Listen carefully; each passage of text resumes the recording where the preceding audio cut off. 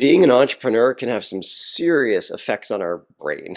My name's Tim Francis. I'm an entrepreneur in Austin, Texas. A few mornings ago, early hours of the morning, it was in fact 2:03 a.m. I woke up full of stress and I could not fall asleep. For an entire hour, I was tossing and turning, minds just racing through my head. Finally, I looked over at the clock. I saw 3:03 a.m. and I thought, geez, this is just not happening. So I got up and I started journaling. I started listing all of my complaints. In total, there were 12. Didn't take me very long. It took me about 10 minutes and I'd written out all my complaints. When I looked at what I'd written though, I suddenly felt kind of disgusted. Staring back at me were the words of a man who was being victim-y and weak, and I could not stand it. So I thought to myself, what would this look like if I were to reclaim the situation and take control? So underneath each one of my complaints, I put some extra space in my journal. And I put 4 very special words. I put, I help myself by ... And then from there, I just started to answer that question. On each of my complaints, how could I turn it around with, I help myself by? My very first complaint was, we lost money the last few months and it stresses me out. So I continued down to, I help myself by ...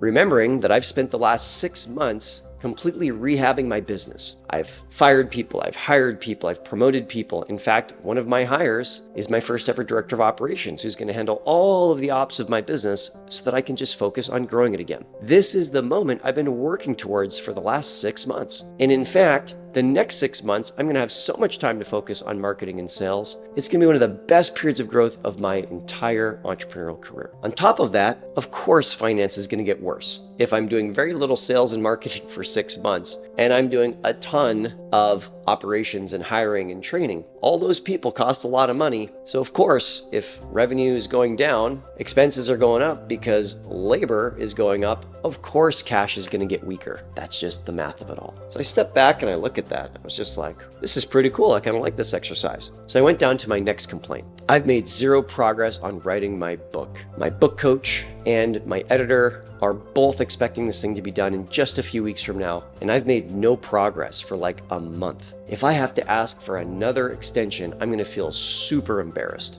Which then turned into, I help myself by ...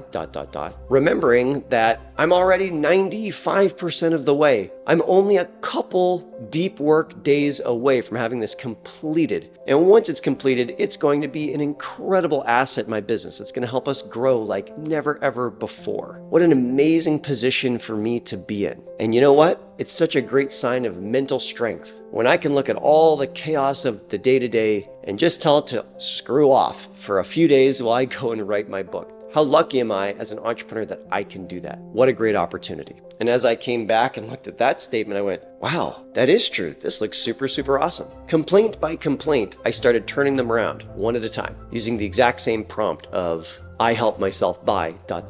Now, it didn't take a few minutes. In fact, it took a couple hours. So yes, from 3:03 a.m. until 3:13 a.m., I wrote my 12 complaints. And then for 2 hours after that, I was just busy rewriting. It did take quite some time. So then after that, I came up with a new complaint. And the complaint was, I'm super frustrated that I spent 2.5 hours doing this exercise when I should be sleeping. As you might have guessed, I followed up with, I help myself by ...